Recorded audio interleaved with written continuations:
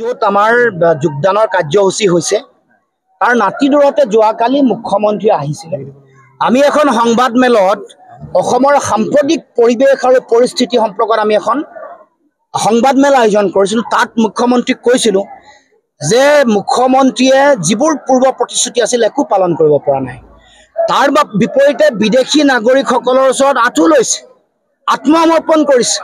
নিৰ্লজ্জভাৱে আত্মসমৰ্পণ কৰি তেওঁ আমাৰ মাটি ভেটি বিদেশীক দিব খুজিছে, ৪৩ বছৰ বিদেশীৰ বোজা জাপি দিব খুজিছে। তাৰ প্ৰতিক্ৰিয়া প্ৰকাশ কৰি মুখ্যমন্ত্ৰীয়ে কৈছে যে মই হেনো কংগ্ৰেছৰ ওচৰত আত্মসমৰ্পণ কৰিছোঁ। মুখ্যমন্ত্ৰীক আজি এই থলীৰ পৰা য'ত সভা পাতিছোঁ তাৰ পৰা ক'ব খুজিছোঁ যে লুৰিণজ্যোতি গগৈৰ অভিধানত আত্মসমৰ্পণ শব্দটো নাই। আপুনিহে বাৰে বাৰে বিভিন্ন সময়ত আত্মসমৰ্পণ আৰু বিশ্বাসঘাতকতা কৰি আহিছে। লুৰিণজ্যোতি গগৈয়ে বিগত সময়ছোৱাতো কাৰো ওচৰত আপোচ কৰা নাই, আত্মসমৰ্পণ কৰা নাই। আহি থাকিব লগা দিনসমূহতো যেতিয়ালৈকে জীয়াই থাকিম না কাৰোবাৰ ওচৰত আত্মসমৰ্পণ কৰিম, না কাৰোবাৰ ওচৰত আঁঠু ল'ম, না কাৰোবাৰ ওচৰত আপোচ কৰিম। স্পষ্ট কথা, আমি কংগ্ৰেছৰ কাষত সহাৱস্থান কৰিছোঁ কেৱল মাত্ৰ জাতীয় স্বাৰ্থৰ কাৰণে যুঁজ দিবৰ কাৰণে। দেশৰ যিটো পৰিৱেশ পৰিস্থিতি, য'ত দেশত বাইপলাৰ মোড অফ ইলেকশ্যন চলিছে, ভোট বিভাজন ৰোধ কৰিবৰ কাৰণেহে আমি কেৱল মাত্ৰ সহাৱস্থান কৰিছোঁ। সেইকাৰণে মুকলিমূৰীয়াকৈ ক'ব পাৰোঁ কংগ্ৰেছৰ লগত আমাৰ আদৰ্শৰ অমিল আছে, আমাৰ দৰ্শনৰ অমিল আছে। আমি আমাৰ চিন্তা, দৃষ্টিভংগী, আদৰ্শ আৰু দৰ্শন আমি নিজে আগবঢ়াই লৈ গৈও আমি বিজেপিক পৰাভূত কৰিবৰ কাৰণেহে তেওঁলোকৰ লগত থিয় হৈছোঁ। অসমৰ মুখ্যমন্ত্ৰীয়ে কেনেকৈ আত্মসমৰ্পণ কৰিছে সেইটো কথা যদি আপোনালোকে চাই দেখিব, ইতিহাসৰ পৃষ্ঠা লুটিয়াই চালে দেখিব যে অসমৰ মুখ্যমন্ত্ৰীয়ে আচুক বিশ্বাসঘাতকতা কৰি হিতেশ্বৰ শইকীয়া অসমৰ মুখ্যমন্ত্ৰী আগৰ তেওঁৰ ওচৰত আত্মসমৰ্পণ কৰিছিলে, কৰি কংগ্ৰেছলৈ গ'ল।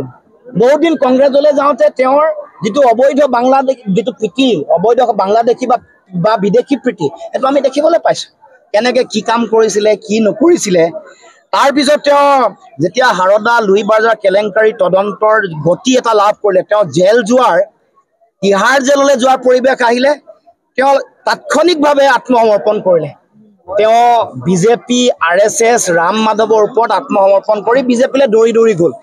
তাৰপাছত তেওঁ বিশ্বাসঘাতকতা আচুক কৰিছে, আলফাক কৰিছে, তেওঁ প্ৰথম গুৰু বিহু ফুকনক কৰিছে, প্ৰফুল্ল মহন্তক বিশ্বাসঘাতকতা কৰিছে, হিতেশ্বৰ শইকীয়াক কৰিছে, তৰুণ গগৈক কৰিছে, সিদ্ধাৰ্থ গোস্বামীক কৰিছে, ৰাম মাধৱক কৰিছে আৰু সৰ্বানন্দ সোণোৱালক কৰিছে। এইটো কথা মানুহে দেখিবলৈ বাকী নাই। দ্বিতীয় কথা, আৰু কেইটামান কথা, যদিও কথাবোৰ দীঘলীয়া হৈছে কৈ যাব খুজিছোঁ। 3টা কথা কৈছে যে জাতিৰ কাৰণে যিবোৰ ভাল কাম কৰিছে সেইবোৰৰ বোলে প্ৰশংসা নকৰিলেও মই বাধা দিব নালাগে। দ্বিতীয় তেওঁ কৈছে যে মই হেনো লাজ পাব লাগে। তৃতীয় কথা, মোৰ হাও লাগিব বুলি কৈছে। আৰু চতুৰ্থ কথা, এফিডেভিট দিয়াৰ কথা। গোটেইকেইটা কথাৰ উত্তৰ আপোনালোকক সুযোগ পাইছোঁ কাৰণে দি থৈ যাব খুজিছোঁ যে আপুনি কৰা ভাল কামৰ তালিকাখন দিছোঁ। মুখ্যমন্ত্ৰী ডাঙৰীয়া, আপুনি এনেকুৱা কিছুমান কাম কৰিছে, এতিয়া খিলঞ্জীয়া মানুহৰ 49,000 বিঘা মাটি আপুনি আম্বানী, আদানী, ৰামদেৱ, এছাৰ গ্ৰুপক দি দিবলৈ ওলাইছে।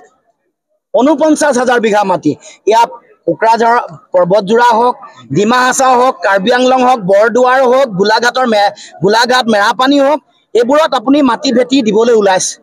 আপোনাৰ দিনত 8,066খন বিদ্যালয় মৃত্যু হৈছে।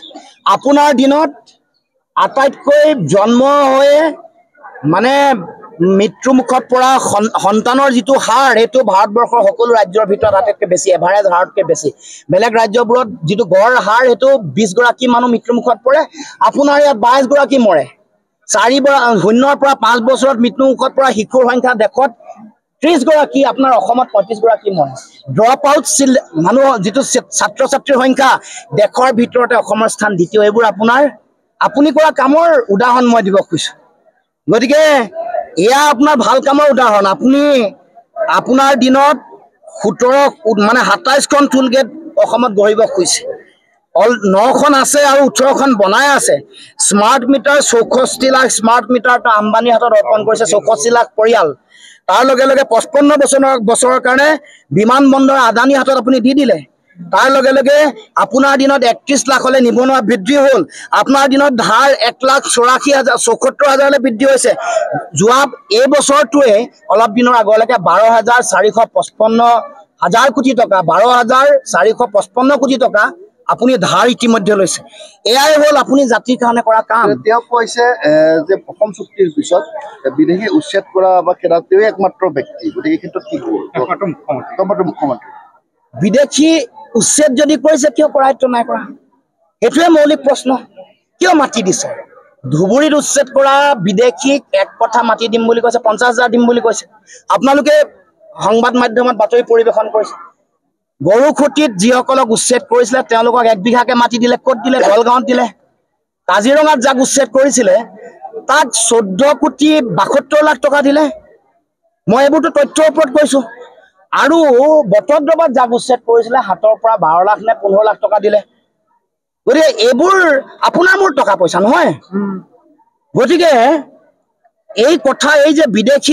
বুলি কৈ তেওঁ যে কৰায়ত্ব কৰা নাই তেওঁ যে তেওঁলোকক বিতৰণ কৰা নাই বিদেশীৰ ওচৰত আত্মসমৰ্পণ মুখ্যমন্ত্ৰীয়ে কৰিছে বিদেশীৰ ভোট দৰকাৰ হৈছে সেইকাৰণে মাটি দিয়া আৰম্ভ কৰিছে বিদেশীৰ ভোট দৰকাৰ হৈছে সেইকাৰণে তেওঁ এনেকে পইচা দিয়া আৰম্ভ কৰিছে গতিকে মুখ্যমন্ত্ৰী মনত ৰাখিব আপোনাৰ পত্নীয়ে যেনেকৈ ধন সোণ যেনেকৈ গ্ৰহণ কৰিছে যেনেকৈ বাগান কিনিছে যেনেকৈ ভিজিআৰ মাটি অধিগ্ৰহণ কৰিছে যেনেকৈ মাটি কিনি আপুনি মানে আপোনাৰ ৰাষ্ট্ৰীয় মানে যিটো ঘাইপথ আগতে বেলেগ ফালে আছিলে আপোনালোকে টানি তাৰ কাষে আপোনাৰ মাটিৰ কাষে ৰাষ্ট্ৰীয় ঘাইপথ লৈ যাব কৈছে এইবোৰ কথা মানুহে পাহৰি যোৱা নাই 18 বছৰ নহওঁতে 17টা কোম্পানীৰ মালিক আপোনাৰ পুত্ৰ এইবোৰে আপোনাৰ কাম এইবোৰ কামতহে আপুনি লাজ পাব লাগে আপুনি লাজ কিয় পোৱা নাই মই বুজি পোৱা নাই আপুনি মাটি যেতিয়া দৰকাৰ হয় আপোনাৰ মাটি ঘৰততো মাটি খাইটি আছে এতিয়া আপোনাৰ অফিচাৰো মাটি খাইটি বনাইছে জুনিয়ৰ মাটি খাইটি তেওঁলোকক আগতীয়াকৈ পঠাই দিয়ে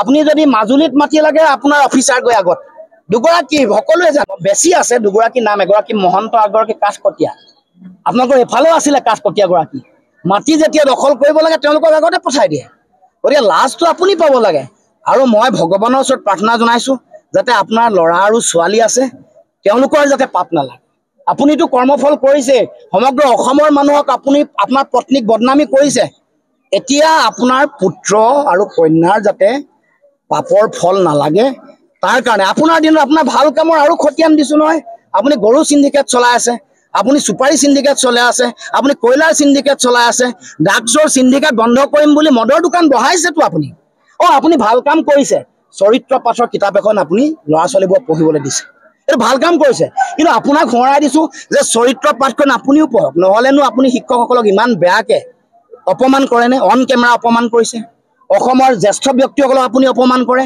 আপুনি মহাবিদ্যালয়ৰ অধ্যক্ষক অৱসৰপ্ৰাপ্ত অধ্যক্ষক আপুনি বেয়া ব্যৱহাৰ কৰে গতিকে আপুনি পঢ়িব লাগিব আপুনি কিতাপৰ দিন কৰিছে এইটো ভাল পাইছো ভাল কাম কৰিছে কিন্তু আমাৰ বিষ্ণুপ্ৰসাদ ৰাভাদেৱে কি কৈছে আমাৰ পদ্মনাথ গোহাঁই বৰাই কি কৈছে বা আমাৰ ভূপেন হাজৰিকাই কি কৈছে লক্ষ্মীনাথ বেজবৰাই কি কৈছে তেওঁৰ লিখনিসমূহৰ মাজত থকা যিবোৰ কথা এইবোৰ পঢ়ি আপুনি সমন্বয়ৰ কথা সাম্প্ৰদায়িকতাহীন এখন সমাজৰ কথা আপুনি পঢ়ি এইবোৰ উপলব্ধি কৰক আৰু এফিডেভিট দিয়াৰ কথা যে তেওঁ ক'ত কৈছে গোলাঘাটৰ য'ত উচ্ছেদ চলাইছে জেগাটোৰ নাম কি উৰিয়াম ঘাটত তেওঁ উচ্ছেদ কৰিছে মোক কৈছে যে উৰিয়াম ঘাটত হেনো মই এফিডেভিট দিব লাগে আদানীক মাটি দিম বুলি মানে তেওঁ আদানীক মাটি দিব বুলি তাত মই এফিডেভিট দিব লাগে মই আপোনাক কৈছো আপুনি বেছি দূৰলৈ যাব নালাগে আপুনি মোৰ ওচৰলৈ আহক মই বেছি দূৰলৈ যাবলৈ মানা কৈছো গোলাঘাটৰ ফলঙনিৰ বীজ পামলৈ আহক আপুনি 75 বিঘা ৰামদেৱক নিদিওঁ বুলি মোক এফিডেভিট কৰি দিয়কচোন আপুনি কাৰ্বি আংলঙলৈ আহক আপোনাক মই প্ৰত্যাহ্বান জনাইছো যে 4,000 একৰ মাটি 20 জুনত আম্বানীৰ লগত চুক্তি স্বাক্ষৰ নাই কৰা বুলি কমপ্লেক্স বায়োগেছৰ নামত আপুনি চুক্তি স্বাক্ষৰ কৰি দিয়ক আপুনি এফিডেভিট দিয়ক আপুনি কুকৰাঝাৰ পৰ্বতজোৰা 3,600 বিঘা মাটি নাই আদানীক নিদিয়ে বুলি এফিডেভিট কৰি দিয়ক আপুনি ডিমাহাছাৰ 6,000 বিঘা চিমেণ্ট কোম্পানী আদানীক খুলিবৰ কাৰণে নিদিয়ে বুলি এফিডেভিট কৰি দিয়ক আপুনি নগাঁৱৰ মিকিৰ বামুণীত আপুনি কাৰ্বি আদিবাসী মানুহক উচ্ছেদ কৰি 276 বিঘা মাটি বেলেগক নিদিওঁ বুলি আপুনি চহী কৰি দিয়ক আমাৰ বৰদুৱাৰ বাগানত আপুনি 2,100 বিঘা 1,800 বিঘা মাটি আপুনি বেলেগক নিদিওঁ বুলি মোক এফিডেভিট কৰি দিয়ক আৰু মুখ্যমন্ত্ৰী প্ৰত্যাহ্বান জনাইছো আপোনাৰ নিজৰ সমষ্টি ৰেলৱেত বেদখল কৰি থকা যিসকল মানুহ আছে তেওঁলোকক উচ্ছেদ কৰি আপোনাৰ শক্তি দেখক সাহস দেখক প্ৰত্যাহ্বান জনাইছো মুখ্যমন্ত্ৰী আপুনি শুৱালকুছিৰ মানে অৱস্থাটো বেয়া কৰিলে, শুৱালকুছিৰ শিল্পটো অৱস্থা বেয়া কৰিলে আপোনাৰ দিনত। আপুনি জালুকবাৰী ৰেলৱে মাটিত যিসকলে বেদখল কৰি আছে তেওঁলোকক উচ্ছেদ কৰাৰ দমটো দেখুৱাওক। আৰু কাৰ্বি আংলঙৰ উত্তৰ বৰবিলক উচ্ছেদ কৰাৰ মুখ্যমন্ত্ৰী যদি দম আৰু সৎ সাহস আছে মোক এফিডেভিটত লিখি দিব যে ইয়াত উচ্ছেদ কৰিম।